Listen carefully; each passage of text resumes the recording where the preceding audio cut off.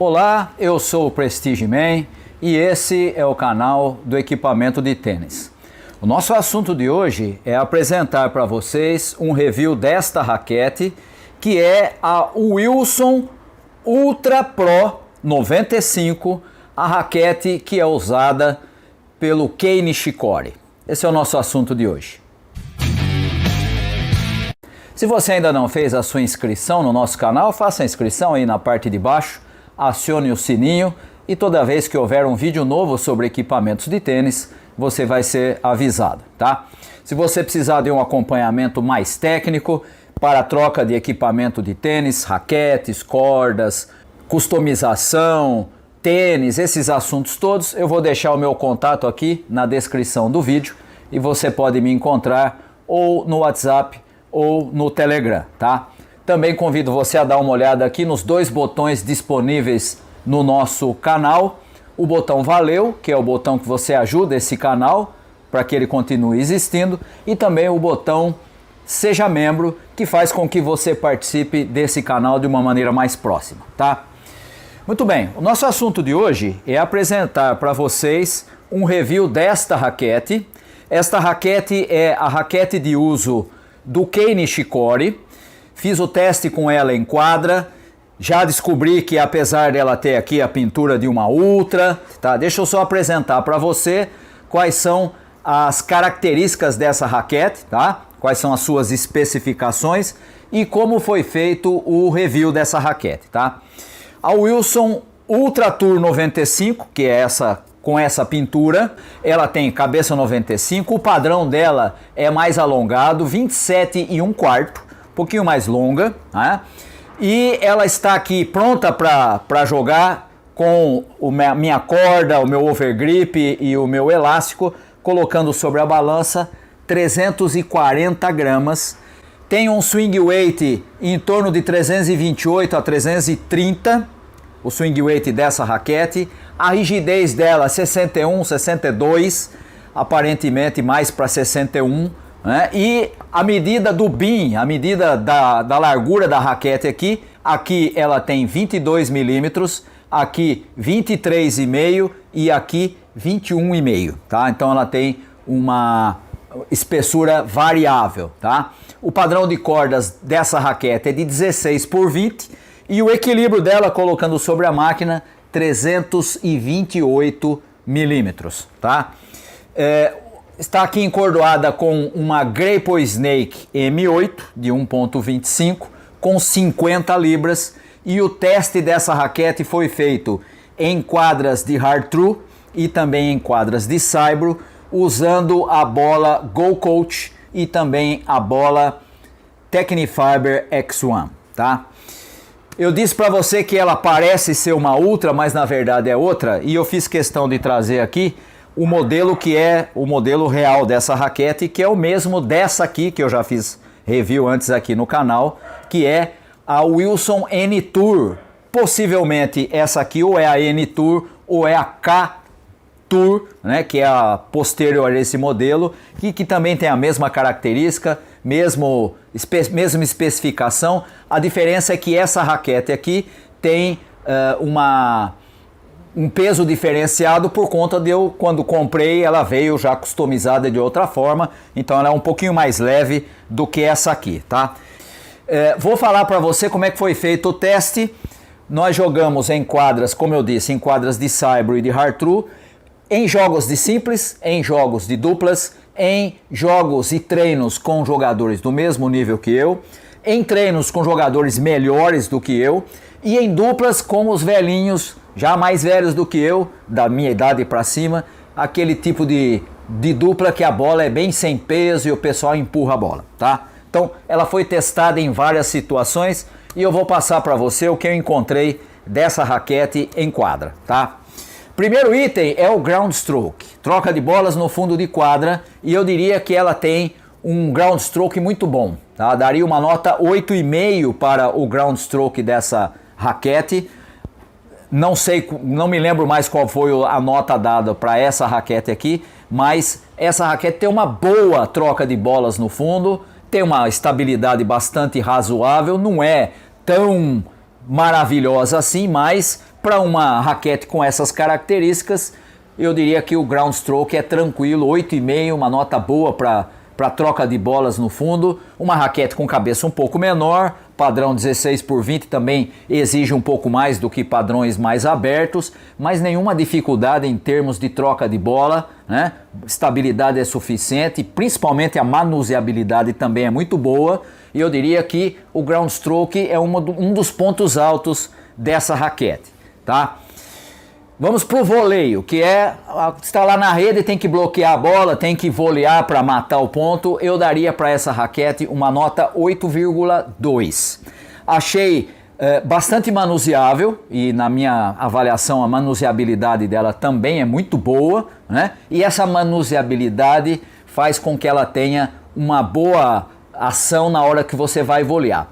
O que ela não tem de tão bom, e a gente vai falar daqui a pouco, é que ela não é tão estável como eu esperava. Essa aqui, que a gente já fez a avaliação aqui, tem uma estabilidade melhor do que essa, e essa aqui me deu um voleio um pouco inferior do que daria aquela. Eu daria ali uma nota 8,2 para o voleio. Não é difícil por conta da manuseabilidade, não é problema na maior parte das bolas, mas não é tão estável quanto essa aqui, e por isso uma nota 8,2 para o voleio, tá?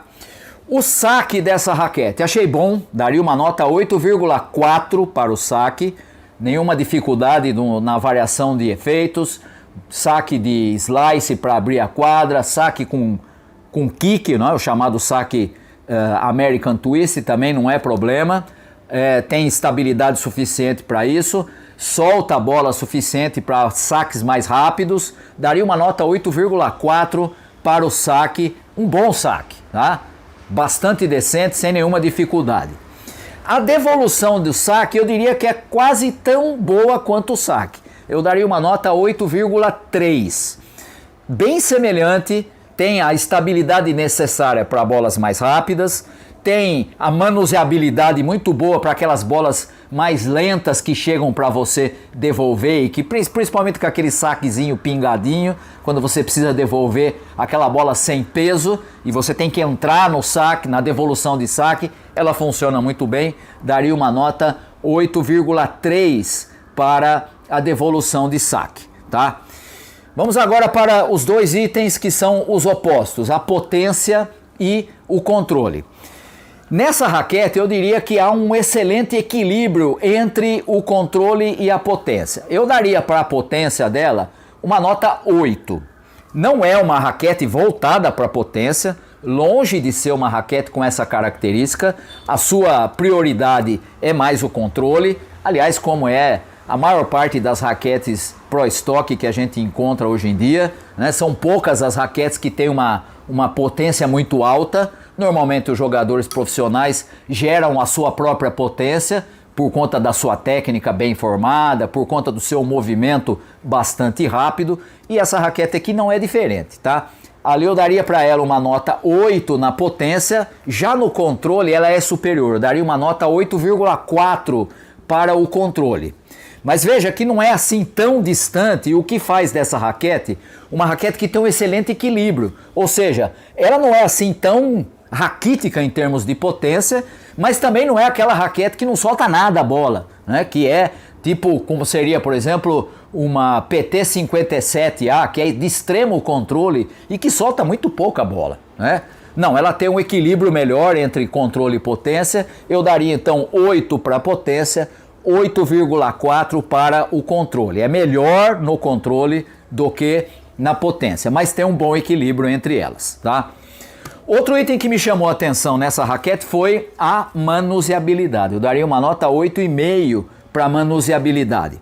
E aqui, tanto a outra raquete, que é do mesmo modelo, quanto essa, tem o mesmo equilíbrio, 328 milímetros, muito fácil de girar e de gerar velocidade na bola, tá? Sem grande dificuldade. A manuseabilidade dessa raquete, assim como a outra aqui que é de mesmo modelo, muito fácil, muito boa, né? Muito fácil de gerar velocidade na batida, de você ter que se defender, por exemplo, quando a bola vem muito rápida e você tem que movimentar a raquete muito rapidamente, ela é excelente para isso. Daria uma nota 8,5 para a manuseabilidade desta raquete, tá? A estabilidade dessa raquete aqui é um pouco diferente da outra, e aqui até achei interessante porque elas são virtualmente a mesma raquete aqui, né? Você quase não tem nenhuma diferença.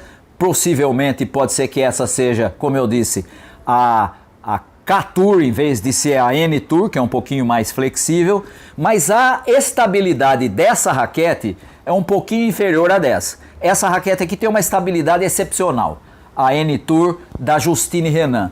Essa aqui, que provavelmente é a K-Tour, tem uma estabilidade um pouco menor, ou seja, aqui, embora eu tenha usado uma corda que é uma corda de bom conforto, uma rigidez mediana, nada exagerada, né? A M8 da Grape Snake, ela tem uma estabilidade um pouquinho inferior à outra aqui, ela vibra um pouquinho mais, você percebe um pouco mais de vibração do que essa aqui. Essa aqui é uma rocha, essa aqui vibra um pouquinho mais, não é exagerado, a diferença é pequena, né? Eu daria uma nota 8,2, 8,3 para a estabilidade dessa.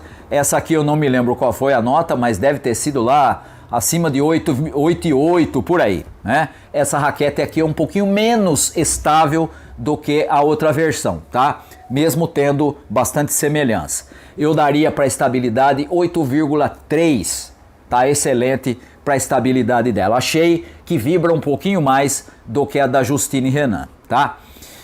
O conforto dessa raquete também é bom, eu daria uma nota 8,4, a rigidez dela é baixa, a corda que eu estou usando aqui também é uma corda de rigidez intermediária, nenhum problema nesse sentido, bastante confortável, fácil de manusear, nenhum tipo de desconforto no braço, nem punho, nem cotovelo, nem ombro, o conforto é bom para as características dela, mesmo usando uma Copole full, tá? O fio dessa raquete também achei um pouco menor do que o da versão da Justine Henin. Aqui, obviamente, tem diferença porque eu estou usando uma tripa natural na main, e isso faz toda a diferença. Aqui você tem uma Copole full, né? E ali vai dar muito mais fio do que uma Copole, né? Mas mesmo assim eu daria uma nota 8 para o fio, tá? Aquela situação que eu acabei de descrever da estabilidade, que parece vibrar um pouquinho mais, e veja, isso não é nenhum problema, tem gente que gosta da raquete vibrando um pouco, né? Eu pessoalmente estou tão acostumado com raquetes que a gente chama de mute, né? Ou seja, aquela raquete que você não sente a vibração dela, ela é muito sólida, né? E a batida dá a impressão que você não escuta barulho nenhum, por isso ela chama muted, né? Nesse caso aqui ela é um pouquinho mais viva e por isso o fio eu daria uma nota 8, tá? Provavelmente aqui o fio foi lá para quase 9, né? Não me lembro mais qual foi a nota, mas o fio daquela raquete é espetacular por conta dela ter essa estabilidade muito alta. Aqui você tem um pouco mais de vibração e essa vibração um pouquinho maior faz com que ela seja também com o fio um pouquinho inferior, embora obviamente eu tenha que levar em conta aqui a corda mais dura, tá? Ainda assim, ela tem essa característica que você tem a exata noção do que está acontecendo com a sua batida, né? Não é uma raquete ruim de fio, é uma raquete mediana no fio, tá? Vamos agora para os dois últimos itens que são os efeitos, o top spin e o slice. E essa raquete aqui, assim como acontece com o outro modelo, ela é uma raquete muito equilibrada em termos de spin e de slice. Na realidade, o outro modelo era melhor para slice do que para spin. Nessa aqui, você tem para mim mesmo potencial, tanto de spin quanto de slice. Eu daria uma nota 8,4 para o spin e também a mesma nota 8,4 para o slice. Essa raquete aqui é excelente para a geração de efeitos, tanto o top spin, né? Mesmo tendo o mesmo tamanho de cabeça, mesmo equilíbrio, pouca diferença de peso, ela é muito boa para gerar spin e também muito boa para o slice, tá? Quando você precisa lá fazer aquele approach, a bola que fica no meio da quadra e você vai fazer o approach de slice, ela funciona muito bem. Quando a bola sobra no meio da quadra para você bater com spin e deslocar o seu adversário, funciona também muito bem, né? Daria uma nota 8,4 para o spin e para o slice, tá? Essas então são as notas que eu encontrei dessa raquete aqui, tá? Para quem eu indicaria essa raquete? Eu indicaria essa raquete pelas características, pelo tamanho de cabeça, que é menor, né? Hoje em dia a grande maioria dos tenistas, principalmente no circuito, estão usando raquetes com cabeças maiores, porque o jogo ficou rápido demais. Eu indicaria essa raquete aqui para jogadores intermediários avançados e para jogadores avançados que queiram um bom equilíbrio entre potência e controle. Ela é excelente nesse equilíbrio, né? Que tenha uma boa manuseabilidade e que seja excelente para gerar os efeitos, o spin e o slice, tá? Se você é um jogador intermediário avançado ou avançado procurando esse tipo de raquete, essa pode ser uma raquete ideal para o seu caso, tá? Muito bem, por hoje ficamos por aqui. Um abraço a todos vocês.